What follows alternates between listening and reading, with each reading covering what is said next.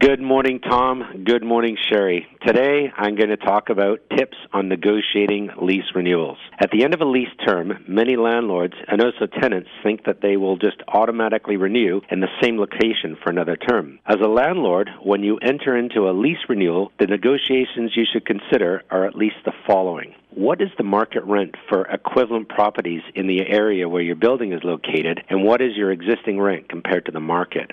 Factor in the cost for the tenant to move to another location. Also, you should factor in the cost of vacancy if the tenant does move to another location. At a minimum, it should include leasing commissions, tenant inducements such as free rent and improvements, and also the cost of vacancy if you cannot lease the space immediately. Are there any terms and conditions under the existing lease that have proven difficult for you as a landlord? Remember that the tenant will also be compiling their own list. What has your relationship been with the tenant? Do they pay their rent on time? Are they reasonable to deal with? What is the future health of this location? Is it up and coming or is it declining? Tenants will also be looking at this. The time to be sprucing up your property is before having a vacancy and no cash flow. What are the tenant's current and future needs? Sometimes a tenant will simply outgrow your space, but if they are, it's good to know this in advance. Being in regular communication with your tenant is important. Are there other vacancies in equivalent buildings in the neighborhood? If there are, as a landlord, you should consider how this might affect the renewal process. In summary, when it comes to lease renewals, it is not as simple as just increasing the rent. A landlord must look at several factors if they want to keep the property fully leased up and to also attain the desired rent that they are looking for. This is Rod Fram for Radio Real Estate.